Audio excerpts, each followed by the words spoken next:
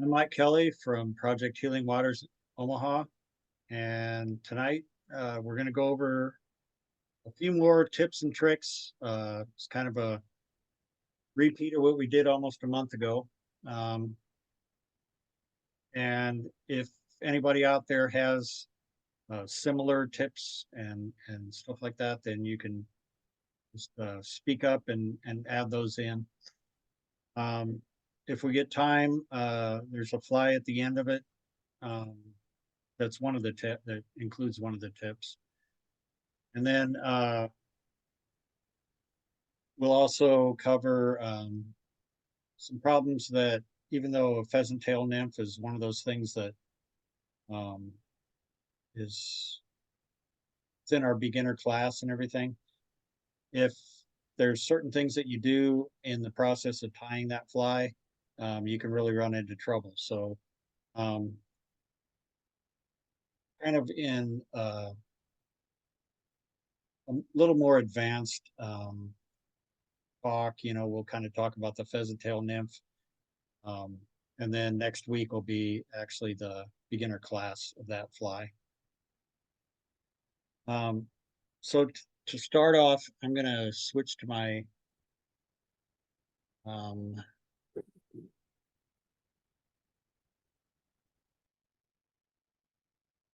and try to zoom in a little bit here. Um, one of the things is a lot of times you hear about flies with a quill body. Uh, Probably um, midge, midges, dry flies, some emergers. Um, Not picking you up, Mike, at all on the audio. on the And we audio, lost your audio, Mike. let me move this up. Can you hear me now? Yeah, got you fine now. Okay. I hold it over the mic a little bit. So when they talk about wheel body, it's a peacock wheel. Yeah, you're gone again. Are you using your lapel mic, or is you still broadcast picking up off the laptop?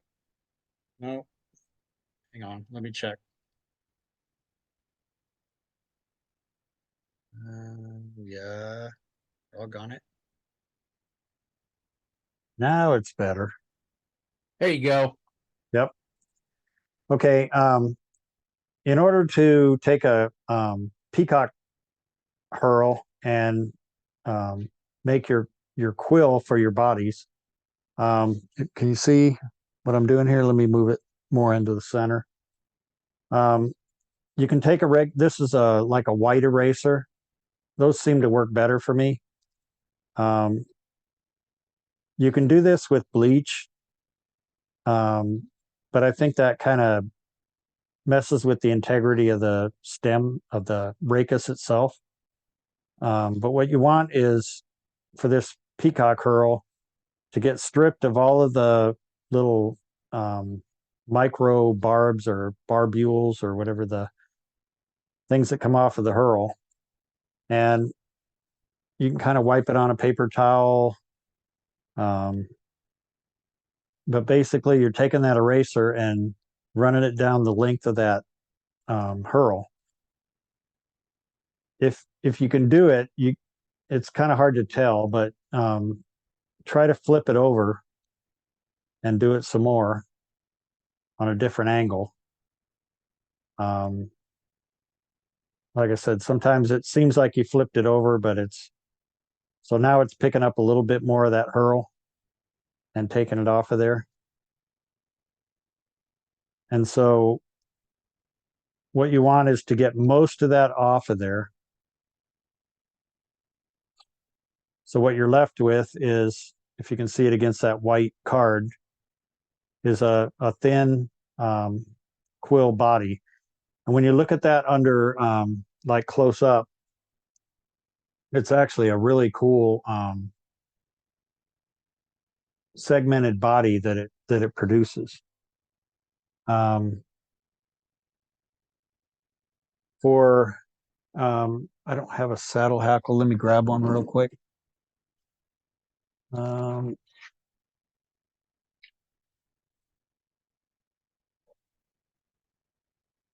For saddle hackles, Grizzly is by far my favorite for this. You basically just take the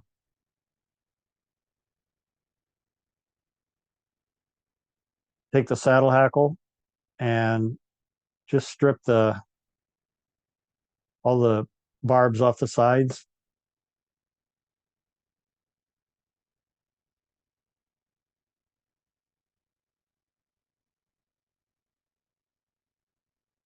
And then I'm going to put both of these under the closer camera for my Vice camera, and you'll be able to see a little better what they look like.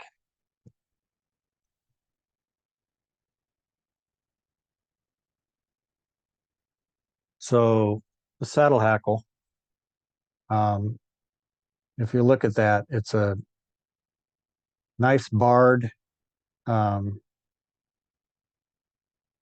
stem. That's the rachis of the feather, and just like what you see in the feather itself, as you strip that, the rachis has that same markings.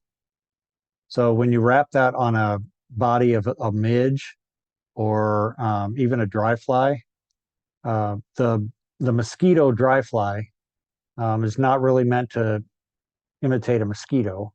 It's meant to be just a mayfly imitation that's lighter in color. This just gives a really nice segmented body for midges or dry flies. On the peacock herl stem, there's actually, I don't know if I can zoom in enough to see it in this light. There's actually a light and a dark side to that quill, to that rachis. And as you wrap it on the body, it looks a little bit dull at first, but once you coat that with some head cement or UV resin or any of that kind of stuff, it really makes it look beautiful.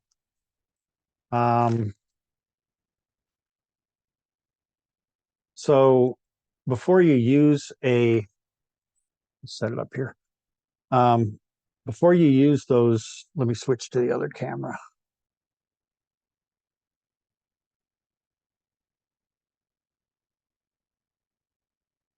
So I've got both of those quills here. Before you use any of those, I was talking before about having this shot glass has a paper towel in there. I'll run it through through water like that just to moisten it, and just let it set there for a little bit before I actually put it on the fly. Same with the hackle stem. Sometimes with a hackle stem, they'll crack and split. But if you run it through some moisture like that and just let that sit for a little bit before you wrap it on the fly, that'll prevent that from splitting. I think I talked about this last time, but you can also, with Crystal Flash, let me grab that's a short piece. Let me grab a couple of pieces of Crystal Flash and I'll show you the difference with that. I'm just grabbing a few, like 2 or 3. Let me take it out of the package. I'll take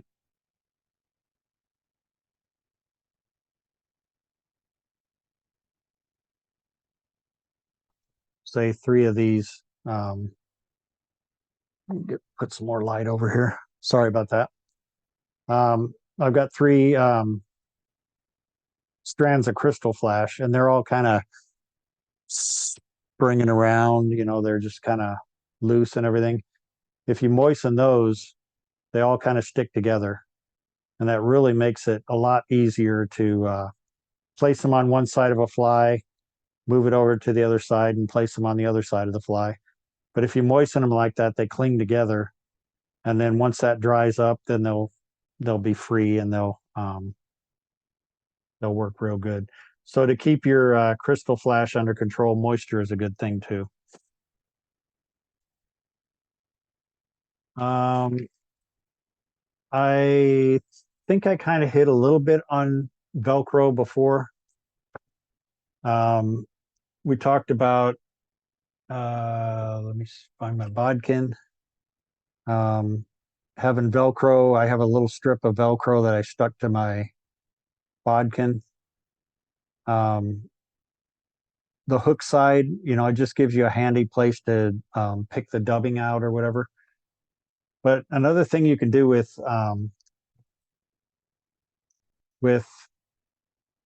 Velcro, I think this is actually called Alpha, ALFA, Alpha Lock. Let me see if I can get a better view of. It's actually like kind of little beads on the top of it. This was actually came as part of a TV stand, and this was the part that You're out of the camera, Mike. Oh, my other camera. Sorry about that. Okay. I'm looking at it. I'm looking at it on my phone, and I'm not showing you guys what I'm talking about. So this is what I was talking about. It's called Alpha Lock. If you look it up on Amazon, I think it's called Alpha Lock. It's Velcro. It has a side that snaps into this, and it holds really securely. Well, the thing is, with those little beads like that, you basically snap a hook into there, and it holds it really securely. So I have this on a little cabinet that I have for tying materials and stuff. I'll zoom out. Have it sitting on the corner of that. So whenever I have flies that I'm drying the glue on, or just want to say I want to tie 6 or 7 of them, I'll put them in there as I'm tying them. Another thing is there's different types of foam that you can find. This was, I don't remember what this came with, but it was a piece of pretty rigid foam that came in packaging with something that we bought. And I snagged that as quick as I could because I used some two-sided tape, if you can see the black in there, to glue it to the edge of there.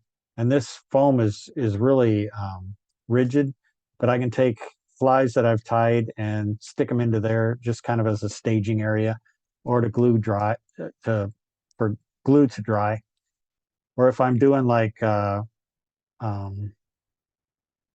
kind of talked about production style tying where you do half the fly and just do like 12 of them. You could like line 12 of them up with just the tails and wings put onto them. And then you can come back later and do the the body and the hackle or whatever. So just a way to hang your flies and keep them organized so where they're not flying all over the place. A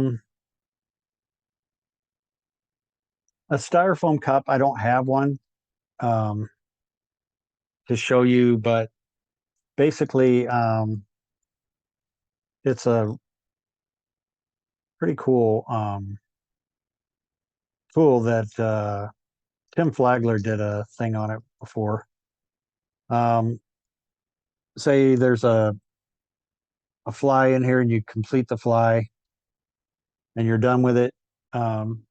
You just come over there with a styrofoam cup and stab it into the styrofoam cup and then pull it away, and then you can let the epoxy dry or the glue dry or whatever you're doing.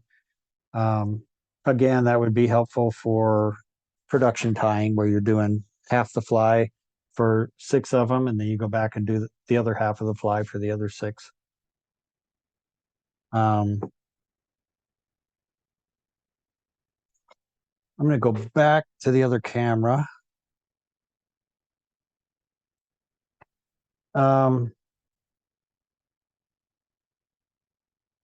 Move some of this mess out of the way.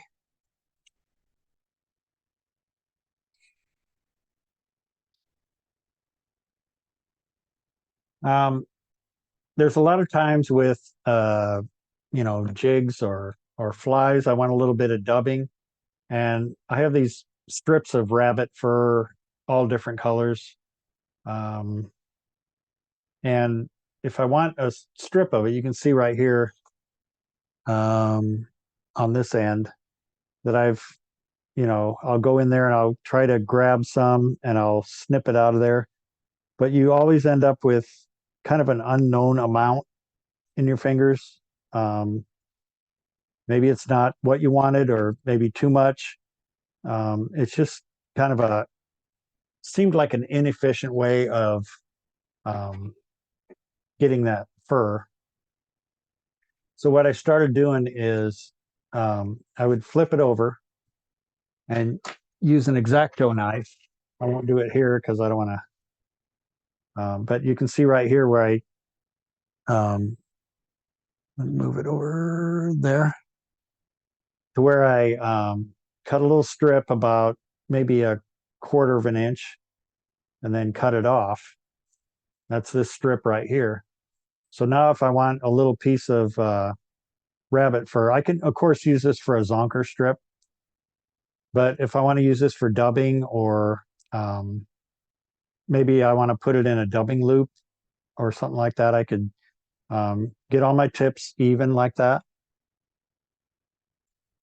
And then I could just come like this and either cut that strip right there, or just from here, I could cut it. And then I have a known amount. This is exactly what I want.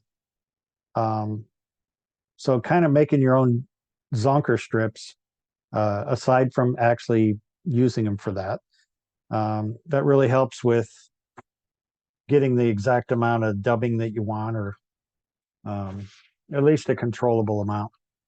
Hey, Mike. Yeah. This is Bill. Rick Flink, from FFI, we were chatting back and forth. And what he does is he takes pins and he stretches out his piece of fur, like rabbit or whatever. And then once it's stretched out, then he cuts it. And he said, because having it tight, he says the cut's easier. Because I was just talking about taking a chunk of mom's fur coat and sending it off to him, up where he lives and stuff. And he said, no, just stretch it out. And he said, it'll cut a whole lot simpler. Okay. That's worth an idea worth to try. So he uses, one of them push pin things into a board, Right. and he just stretches it out and cuts it. Right. Well, that would make sense. Definitely would make sense. You could get a lot more accurate of a cut and everything. I just kind of went along with the X-Acto knife and just kind of cut a random strip. For what I use it for is mostly dubbing, or to put into a dubbing loop or a split thread. But yeah, if you were going to cut your own zonker strips, it would definitely be better to pin that like that. That's a great idea. Another thing, not so much in the case of this rabbit fur, it's pretty obvious this is orange rabbit fur, but you could write with a Sharpie on the hide. This is OR, rabbit fur. So if you have it in a package and you end up mixing packages or something like that, you know exactly what this is. It's not so much critical for that, but again, I had, I know that's mink, but there was some, I'm trying to find it. When you talk about, this is fox fur, can you see that? There was some gray fox. The gray fox looked a lot like the badger fur and some of that other stuff. So It's a good idea just to kind of, if you have a Sharpie and you have a chance, just kind of write on the back of the hide what it is. And then you can always go back to it and say, oh yeah, this is coyote, or this is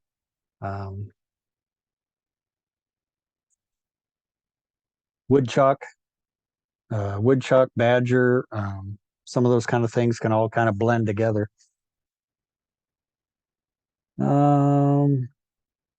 Material clips. Did I cover that last time? I'm not sure.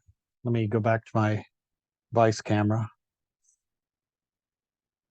Mike, while you're switching cameras, answer me a question about that Alpha Locker. I mean, I caught that pad that you stuck the flies into that looked like it was that big knobby Velcro. Right. Where did you get that? So this was actually came with a TV stand that we bought, like a entertainment center, but it was kind of smaller and tall, made for like a small pedestal of a big, how they have the big screen TVs nowadays. And so to like as a child safety thing, so a child doesn't pull it over onto themselves or whatever, they have a thing you can stick to the wall, and then you have a Velcro piece that clings to that, and it keeps that stand from falling over onto a child or whatever. So that's where this actually came from, and we weren't going to use that because the area we had it, we weren't actually using it for a TV, and it was in a corner and everything, so it wouldn't have worked anyway because it was angled in a corner. So I took that Velcro strip and I was like, hey, I could use that. I have an idea. And so it's, I don't know how much I can zoom in with this, but if you can see, it's almost like the Oh. mono eyes kind of thing. Oh yeah. It's kind of how those look. If you can figure out where to get that stuff, you can line plastic boxes with us and make some of the coolest fly boxes with that. Oh, as your- wouldn't that be great? And Yeah. I saw that and I said I gotta have some of that. Yeah, I'll look that up, and if I find the actual Amazon link or whatever, I'll let you know. I found it. Yeah. Material clips. My Peak Vice came with this clip that it goes on to the little shaft that goes across here, clips on there, and it's got a spring that goes across it. But it also came with this other spring. What I ended up using, that smaller spring, I leave it attached to there instead of keeping it in a drawer, because sometimes you can, whoops, I need to move it forward first. Snaps on there, and then you can use that spring actually for, say, a tandem hook like that on a articulated streamer. Here's the back hook right here. Here's the joint or whatever. But this back hook, if you leave that just hanging around, you're going to end up hooking your finger or whatever, and that keeps it out of the way, using that spring.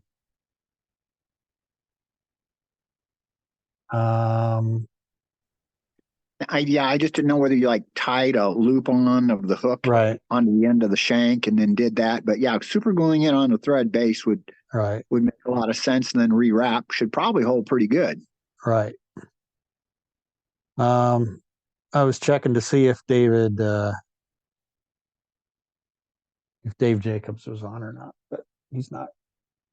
All right. So other than that, the material clip, of course, you stick materials between the, lines of the spring or whatever. Usually I leave that in the back, unless, again, I'm doing that articulated thing. This is what I use most often, and it's just basically a, I don't think I have it where I can reach it. Just a hair clip, and I can put it on the fly itself, like I did a lot of times on these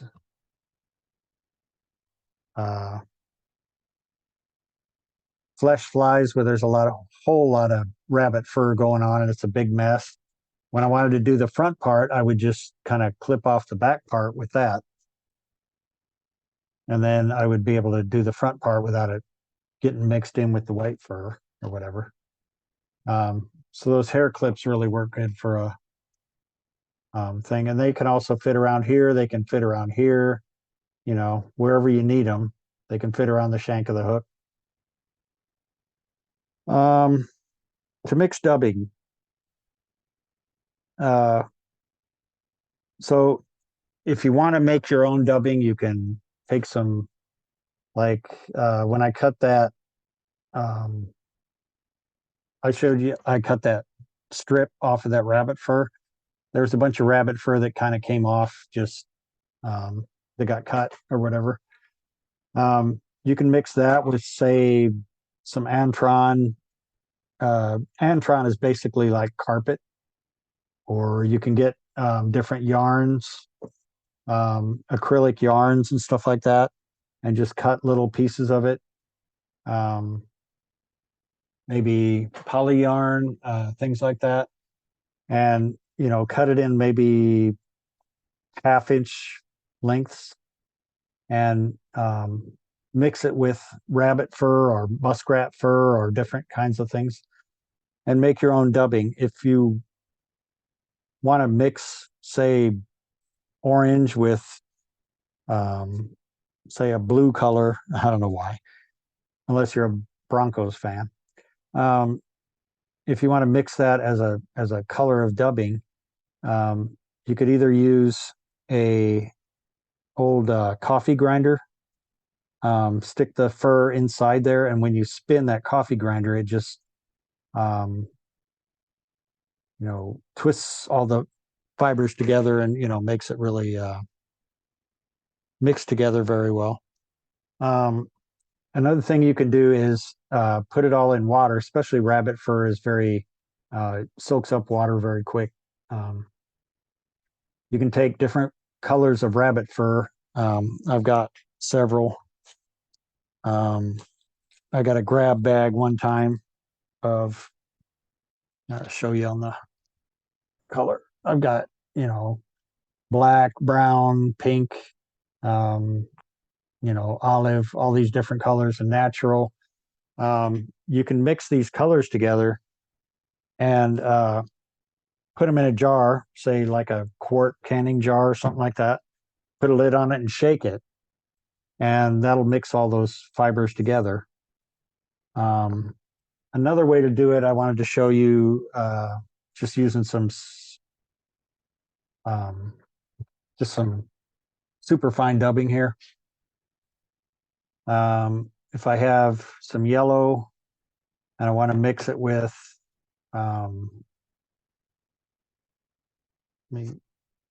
this is actually called amber, is the color that Superfine calls it. If I want to mix that with like a brown mahogany color, I can just take this dubbing and just in my fingers, I can just like strip it like this, carding it, and I can mix my own kind of dubbing colors. So it's, if I do it a few times, I've got some yellow and some brown. So if I'm dubbing that onto a dry fly, I'm going to have kind of almost a segmented body. I'll have a little bit of variation. If you look at any insect, any bait fish, it's never going to be one color. It's always going to be like, you know, different colors kind of mixed together, maybe some iridescent in there. But you can kind of mix your own dubbing just by mixing it like this. And if you do it enough, it's going to become a yellowish brown, just kind of more of a tan color, the more you mix this. But again, a coffee grinder would do that a lot quicker. And putting it all in a jar of water and shaking it, and then take it out and put it on a paper towel and let it dry. You know, that will give you I a nice just, I effect too. enjoy doing that. That carding. It's just something I Right. like to do. But what I found is I take a lot less and then I take ice dub and then interlay that in and then start Perfect. carding it. And that's the way I've been able to get ice dub Yep. to kind of stick on stuff without trying to fall all over the place. You just take a little bit of dubbing and then Yep. take your ice dub, card it in, break it, split it, break it, split it, and then I make a little pile of it, and then I use the pile for 3 or 4 flies. That's perfect, Bill. That's what I was going to lead into was you could take some Sorry. UV. No problem. You can take micro crystal flash. They call it midge flash or midge. And there's all kinds of different, flashy type synthetic materials. And you can mix that into superfine. You can mix it into muskrat. You can mix it into any fur and end up with different colors and different textures of dubbing. Mono.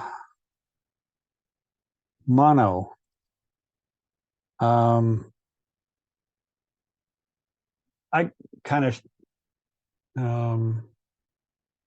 I showed you that where I used mono for tandem loop right there. Basically tied that down. You can tie it down to the hook and then double it back if you're worried about it pulling through. But if you use super glue, I think it'll probably stay. If you get a fish that big that's going to pull that loose, then good on you. You can use the same Um, thing for your dropper fly too, Mike. Yeah, exactly. I started doing that on some of these. I don't know if I have it on this. Not that one. I started doing it on some of these gurglers. Again, if I was using these for bluegills, I wouldn't use a dropper because the bluegill's going to hit that dropper or no dropper. But I wanted to try them for smallmouth and hang a dropper off of them. You just tied a loop, and from that loop is what you're Yep. attaching another Yep. threaded loop to? Yep. Basically, just real quick here. I'm doing okay on time, I think. Yeah, you got plenty. What I use is what I have been using. I bought a spool of this stuff. It's 4 liters, Maxima Ultra Green, 20 pound. Just take a section of it off of, where's the end? Bill, where's the end? Here it is. Thank you. I don't know.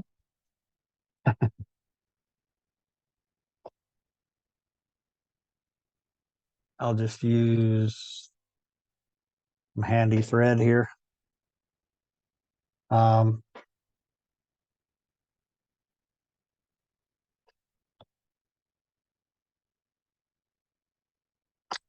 Basically, I'll just start. I kind of want it to be toward the top of the hook. That's just kind of where I feel like it should be. So if I'm just doing this for a loop that I want to maybe be able to tie a dropper off of, I'll do just a little short loop like that. It doesn't really matter where you start here because I'll lay this on the other side of the hook, so towards me, and lay down several wraps, and then I'll just start pulling it back to where it's the length I want it to be. So, kind of look at it from that direction. You can see that. Just make whatever you want for a loop like that, and then just tie it down the rest of the way. But then before you go too far, just take a dab of super glue, dot, dot, dot, dot, and then go the rest of the way. and between whatever mono is exposed on the other side, that's not going to come loose. Mike, And I then- think what I would do is right there where you are, I'd have left it a little bit longer on the butt section. Yep. Yeah, and pulled it back like Yep. that, and then tied You over can it. also pull it back like this if you're Yeah. worried about it pulling through, but Yeah, I don't know if that's a problem or not, but no, if you're using super glue, you don't have to worry about it. If you'd rather not use super glue, just come back across like that on yeah, both that'll sides. keep it from pulling out. That also gives you a little bit of bulk in the body if you want to have a wider body. Mhm. Just to use that mono for that. I'm just going to move this off to the side for now.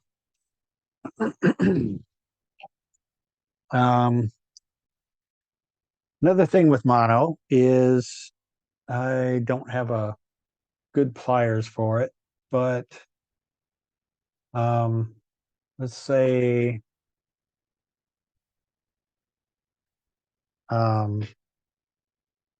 if you want to do a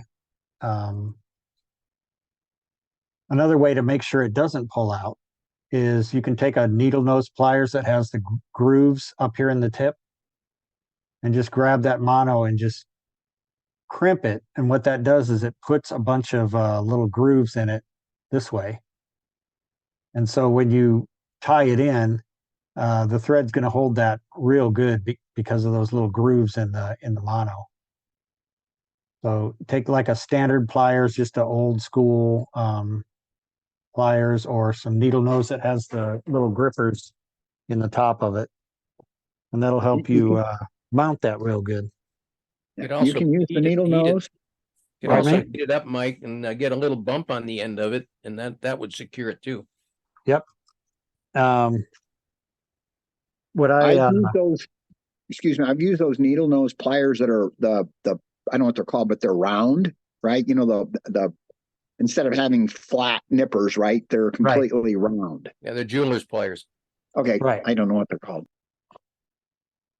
but yeah, as long as you put some grooves in it by notching it, you can even bite it with your teeth, just to put some grooves in there. And then when you wrap the thread, it's not just slipping through the thread, it's actually the thread's biting into each of those grooves. So that's the point of it all. Another thing that is, let me see if I have, here we go. Put on my glasses so I can see what I'm doing here. If you look at that, try to zoom in a little better on that. It's using a lighter to kind of make mono eyes like that. So I did the other side just to kind of eyeball how much line I would need. The key is not to get too close with the flame, and just kind of be patient with it. And it ends up balling up like that. And use a metal tackle pliers is best. If you Did you ever start, try using an alcohol lamp on it, Mike? you could. Is they're a little cooler, you know? I also heard that if you use like a match, like a stick match, Yeah, that burns a little bit dirtier, and it'll actually color them up a little bit like darker. Yeah. But Yeah, you can has anyone seen- make those whatever you want them to be, and then you have some dumbbell eyes that, like say for a clouser, you know, if you use a thicker mono, this is 20. If you use a thicker mono, you could get a little bigger beads on there. And Yeah, those eyes are so darned expensive. I've looked them up, and it's like, what is it? An 8-pack is $8 or something like that. yeah, so I don't know, these Wapsi eyes that I got, they were several years ago. I use them for my gurglers and stuff. You could do almost that with say a thicker mono. You could color them with a Sharpie if you wanted to for different colors of eyes. yeah, you can use bead chain too. Bead chain. Yeah. Another thing, if you're doing a fly that has, I don't know if this is a good example. I'll put that in there. You can use masking tape or even like say a sticky note. If you have a lot of stuff in front of the eye that you're having trouble with, you can pop. See, I went too far. But you can pop through the eye. Best to do that down toward the edge to where you can actually cut it. And then let's do it this way. Actually cut a slit into it and then use that to hold back all the hackles or whatever you have going on, and then do your whip finish. And then you can just pull that out of the way and you don't have to worry about all those things getting tied down in your head. So you can do masking tape and just tear it away, or sticky note or anything like that.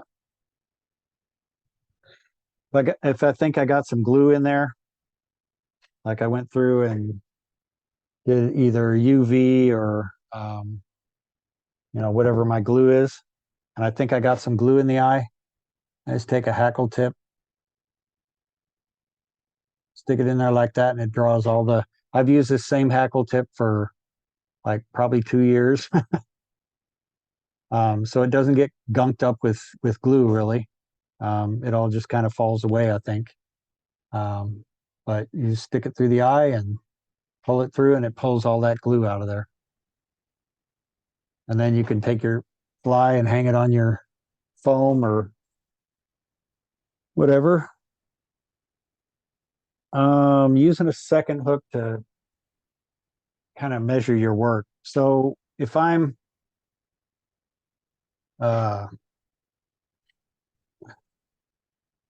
this GIMP fly here,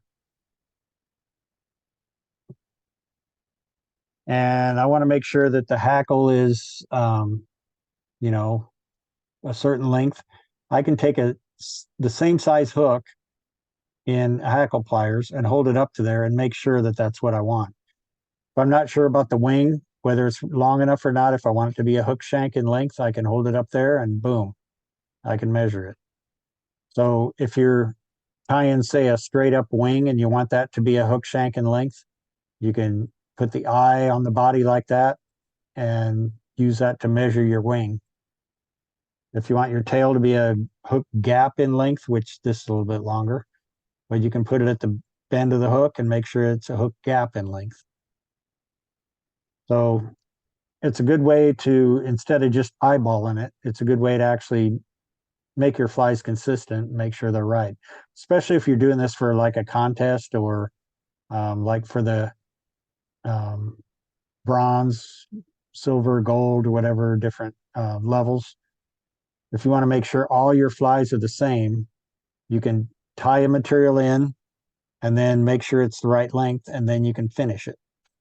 So that's the point of that.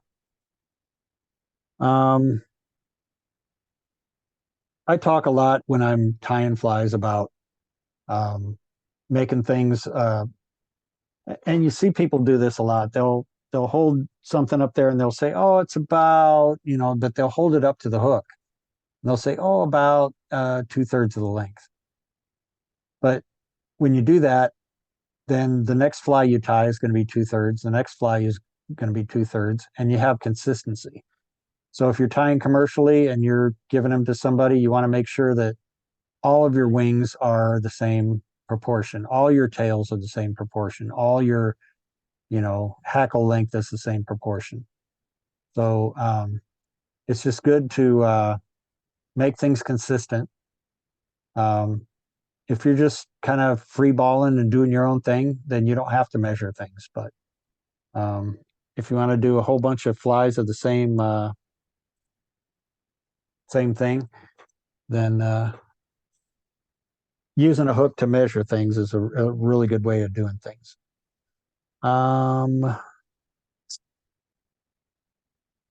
For quill wings, I think we talked about this in other flies, but if I was gonna use this quill for this fly, I would measure using that hook gap. I would use that for what I want for the wing. So again, that's a thing of consistency. You can make, if you like wings fatter, you can make them fatter. If you like them thinner, you can make them thinner. But to stay consistent, if you always make them a hook gap in length, you can mark off the feather like that and you pull it away, you know that's going to be, when I cut that, I know it's going to be a hook gap. So when I do the next fly, I do the same thing. I know it's going to be the same wing.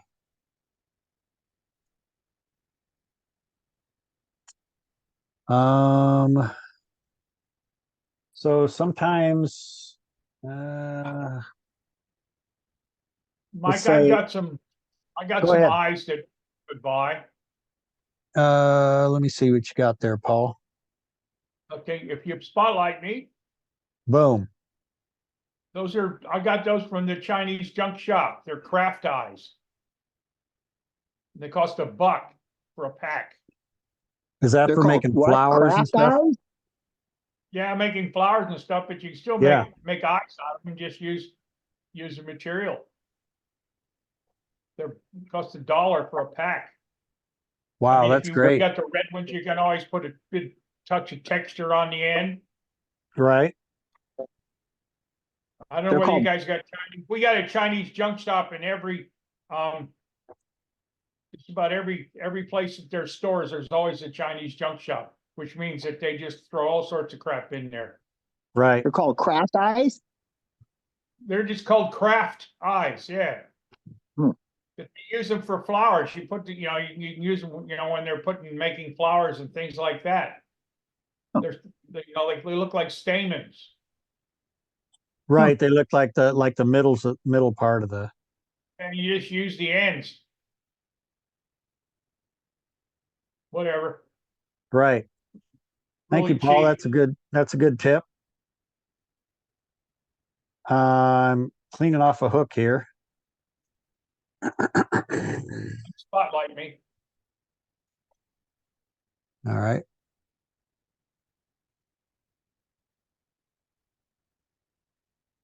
All right. Let's say I'm trying to tie in, say, wings on a streamer, using hackles for a wing, or for some other reason I'm using a feather that I want to be tie it down. I'm going to use this thick stem of this. It's like a chickaboo kind of thing. A lot of times when you're tying in like a feather, when you tie it in, it wants to roll around because the stem is round, right? So most fly tying scissors,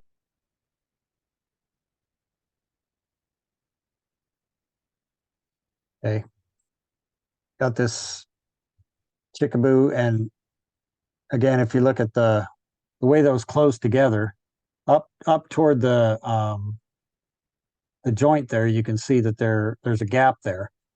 But down here toward the thumb holes, you can use that to really squeeze that rachis and flatten it out. And then when you tie it on there, it's a lot more flat and it's going to stay where you put it. So if you're trying to get two wings to come together on a streamer fly, I don't have one handy. You can bring them together using that technique, and that's either direction. If you want it to stand up more like this, then you could flatten it in the other direction. And I don't know if it'll still do it on the same feather.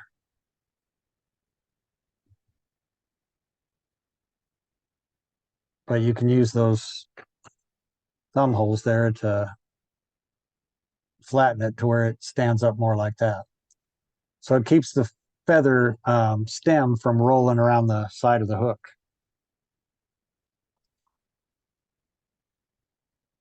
All right. We're at an hour right now. But I want to cover, I'm going to change hooks here.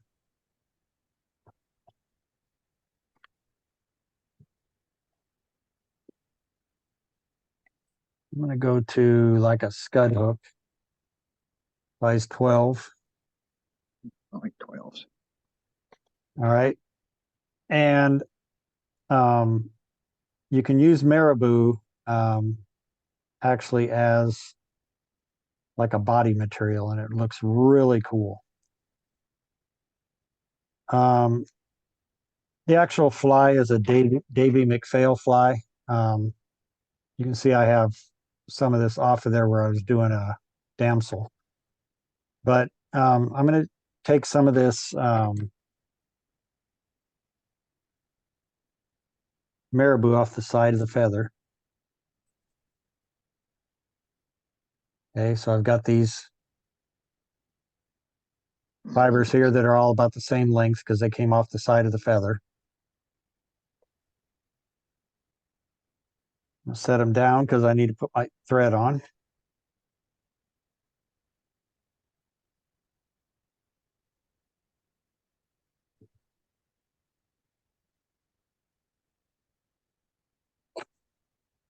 All right, I'm going to take those marabou. I guess they'd be barbs. And about halfway through, I'm going to just kind of wrap over them. And then I'm going to pull them back like this, where I just have the tips. And then I'm going to come back down around the bend just a little bit.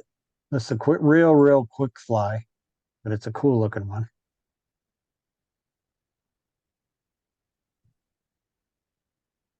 All right. So now I'm going to take these, wrap forward here. Now I'm going to take these marabou plumes here, and I'm just going to wrap those as the body. And you can see how the little hairs on there make it stand out, right? And as I get closer to the eye, it's getting bigger and bigger and bigger, like it tapers the body naturally. One more. And then I'll tie that off.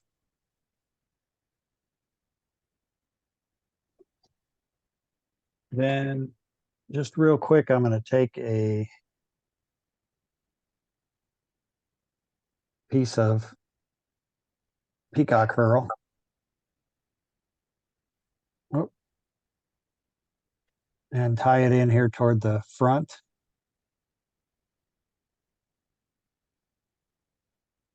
Make sure nothing's crowding the eye there.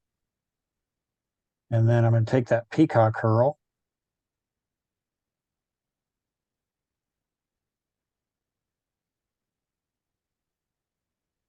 and put a quick head on there.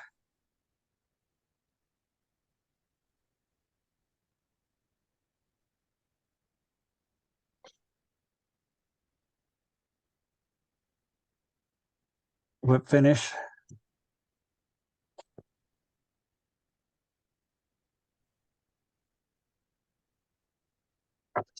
Now I'm going to take a little bit of head cement.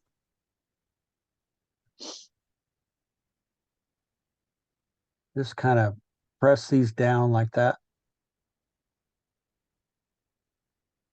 Take a little bit of head cement and put it along the back. Whoop, there's a big old drip coming. Right along the back like that. Then I'm going to take from the eye. Just keep rubbing across the back of it, and eventually that dries.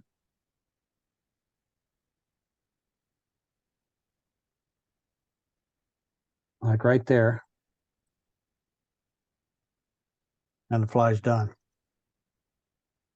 It's an excellent scud pattern. It's got the little marabou hanging down below and then a darker front right there called a marabou bug.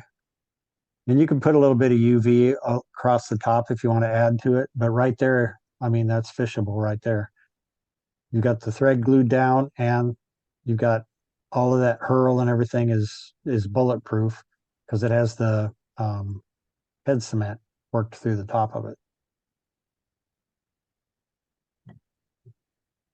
So that's all that. Now, one other thing I wanted to cover. Let me see here. Try to get a better view.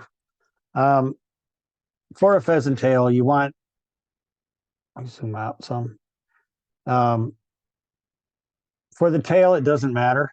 A lot of times, if you want to, you can take, if you have a feather that's not from the center, you've got short on one side and long on the other, you could take the tail from the shorter side. And if you have real long feathers, like these are pretty long. Sometimes you can do the tail and the body in one group of fibers. But just to be on the safe side, sometimes it's better to, for a pheasant tail, the actual nymph doesn't have that long of a tail. I usually go about the length of the shank, so a little bit shorter. And tie that in on the top. And then you can go ahead and just like take that part off. Then for the actual body, sometimes I'll use a few more, maybe 5. So the tail was about 4, maybe 5. This is actually 6 or 7, it looks like. So you can tie them in by the very tips like this and use that kind of to build a little bit of bulk, but then don't twist them and just, oh, I didn't put my ribbing in yet.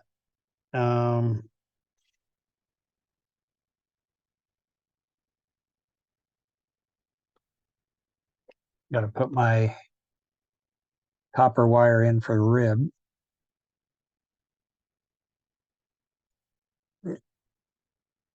And I usually like that to be on the opposite side over there. So since this is the sensitive, since it's the more delicate thing, I'll reverse wrap it. So I just cut one of the fibers there.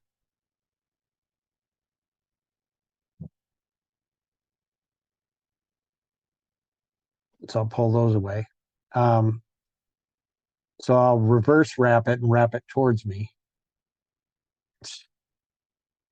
Sorry. I'm trying to go too fast and I'm not thinking it through. So I want to take those fibers and reverse wrap.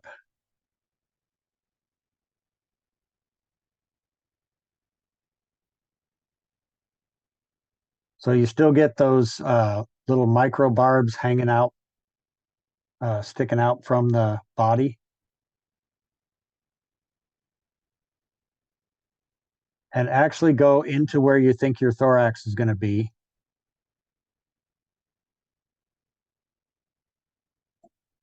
Make a couple wraps. And then you can just break those off.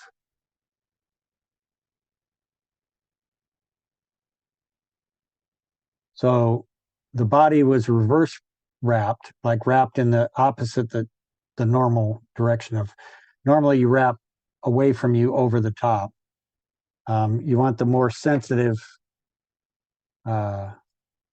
material to be wrapped towards you. Then you can take the rib and wrap it in the normal direction. And then that's crossing across those wraps, so it makes it more secure. Then you can take your wire and wrap it a few times like that. That bulks up the thorax, but it also lets you let go of that wire, and you don't have to worry about losing control of that. So then you can just kind of helicopter that and break it away. Do your peacock curl for the, well, first we need a wing case. So wing case is going to be even more fibers. For the wing case, though, on most nymphs, one of the problems most people have is that the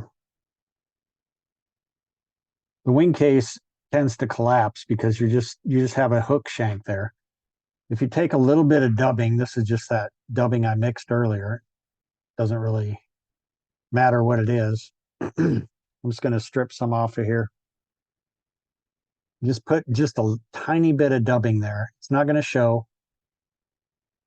But what it's going to do is kind of bulk up that area.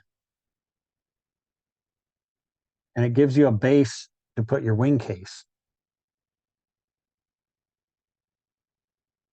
So then when you tie in your wing case, tie that.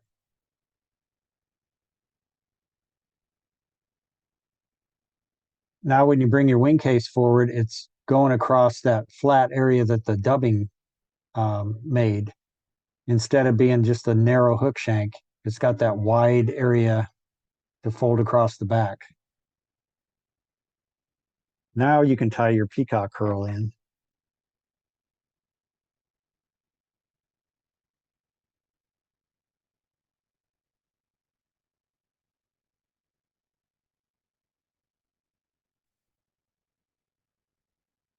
For the thorax. Whoops.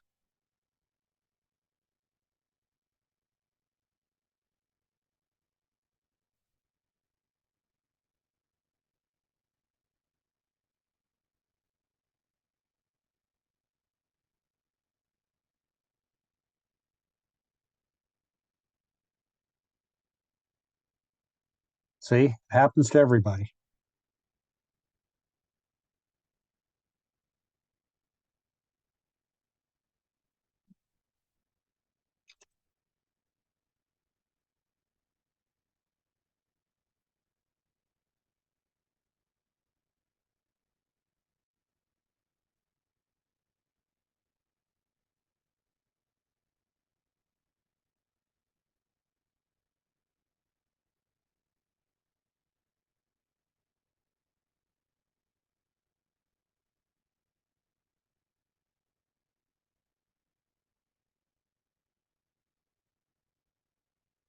Make a nice thorax.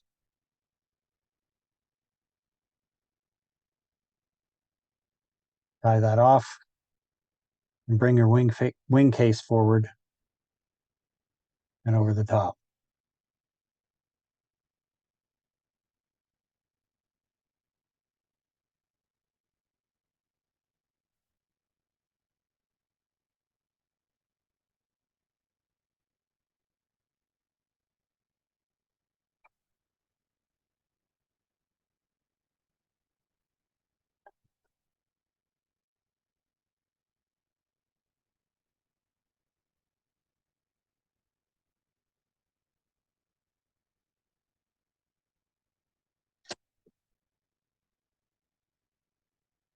So the key is to tie in a shorter tail, and don't be afraid to use just a few fibers for the tail.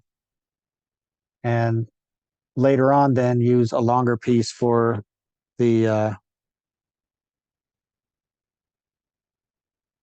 body.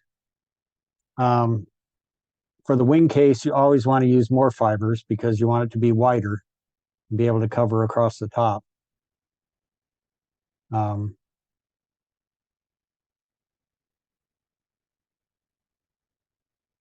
Is there any questions on that? Great tips, Mike. Thank you. You're welcome.